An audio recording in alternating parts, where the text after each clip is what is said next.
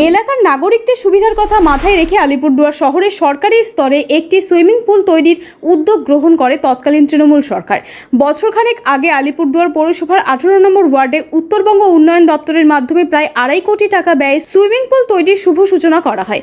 বর্তমানে সেই কাজ ক্রমবর্ধমান। রবিবার সেই সুইমিং পুলের কাজ খতিয়ে দেখতে পরিদর্শনে যান আলিপুরদুয়ারের বিধায়ক পরিতোষ দাস। নির্মীয়মান সুইমিং পুলের আয়তন দেখে বেজায় চটে যান বিধায়ক। সাঁতার অভ্যাসের জন্য প্রয়োজনীয় পরিকাঠামোর জায়গা থাকা সত্ত্বেও তুলনামূলকভাবে অনেকটাই ছোট পরিকাঠামো দেখে বেজায় চটেন পরিতোষ দাস। উত্তেজিত হয়ে মুখ ফসকে বলেই ফেললেন, এস্টিমেটের সময় সুইমিং পুলের পাশে একটি বার তৈরি করলে তৃণমূল নেতাদের ভালো হতো, তাতে এলাকার পয়সাওয়ালা তৃণমূল নেতাদের বিলাসে কাজে আসতো। নির্মীয়মান কাজ বন্ধ রেখে নতুন করে ফের সুইমিং পুলের পরিকাঠামো তৈরি নিয়ে চিন্তাভাবনার কথা জানান বিধায়ক। এই বিষয়ে দ্রুত নাগরিক কনভেনশন করে সিদ্ধান্ত নেবেন বলে জানালেন বিধায়ক Paritosh Das. Bureau report, XTV Bangla.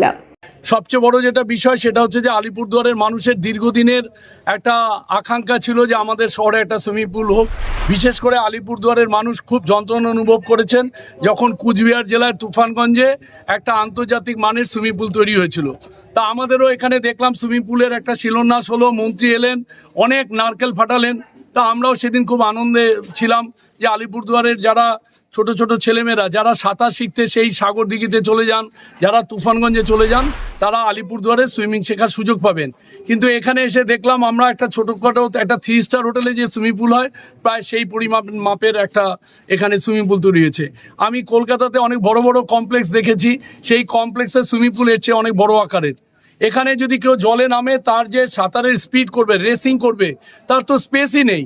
সে জলে নামার পরেই দেখবে অপোজিট সাইডে একটা ওয়াল চলে এসছে। কীভাবে এই সুইমিং শিখবে, কিভাবে এখানকার ছেলেমেয়েরা আন্তর্জাতিক মানের খেলোয়াড় হবে?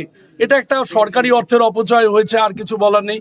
আমি অত্যন্ত অভিমান করে বলেছিলাম যে বা যারা প্ল্যানিং করেছেন তারা আরেকটা কাজ করতে পারতেন, পাশে একটা বার করে দিতে পারতেন। কারণ আমাদের বিগত সময় সরকারের মদটাকে সবচেয়ে প্রাধান্য দিয়েছেন, পাড়ায় পাড়ায় গলি গলিতে মদের দোকান করেছেন, ওখানে একটা সুইমিং পুলের পাশে বার বানিয়ে দিতেন, তাও ভালো হতো। মানুষের এই ছোট ছোট ছেলেমেয়েদের সাথে প্রতারণা করতে হতো না।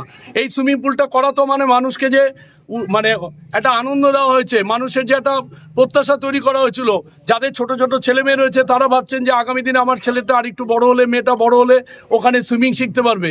তো ওটা কি কাজে আসবে আমি জানি না, আমি অত এক্সপার্ট নই, কিন্তু তবু আমার মনে হচ্ছে আমি আজকে সিদ্ধান্ত নিয়েছি যে আলিপুরদুয়ারের কিছু বিশিষ্ট মানুষদেরকে নিয়ে আমি বসবো, তাদেরকে নিয়ে তাদের মতামত নিয়ে এটাকে যদি মনে হয় ভেঙে আবার নতুন করে নির্মাণ করতে হয় তাই করা হবে। কারণ এটা নির্মাণটা খুব বেশি দূর আগায়নি এবং আমরা জানি এই ঠিকাদার সংস্থাগুলোকেও দিনের পর দিন অন্যায়ভাবে, যদিও আমাদের অনলাইন টেন্ডার প্রসেসিং আছে, কিন্তু ইচ্ছাকৃতভাবে কাউকে পাইয়ে দেওয়ার জন্য অনেক সময় টেন্ডার দেওয়া হয়েছে।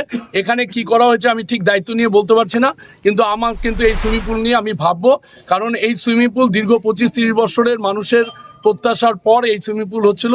সুতরাং সেই সুইমিং পুলটা হবে, সেই সুইমিং পুলটা সাধারণ মানুষের কাজে আসুক, এটা আমার কথা। কারণ বিগত দিনে আমরা এই প্যারেড গ্রাউন্ডে আমাদের যে ওপেন অডিটোরিয়ামটা হয়েছিল, মুক্ত মঞ্চই নাম দিয়েছিল, সেই মুক্ত মঞ্চের যা পরিকাঠামো দেখছি, পাশাপাশি এই আমাদের রবীন্দ্র ভবন যা দেখে যাচ্ছি, তাতে আমি এইভাবে সাধারণ মানুষকে, আমি যখন আমাদের বিপুল আশীর্বাদ নিয়ে মানুষের জনপ্রতিনিধি হয়েছি, সুতরাং সঠিক জিনিস সঠিকভাবে বুঝে নেওয়ার আমার দায়িত্ব, আমি কিন্তু এই দায়িত্ব সঠিকভাবে পালন করব।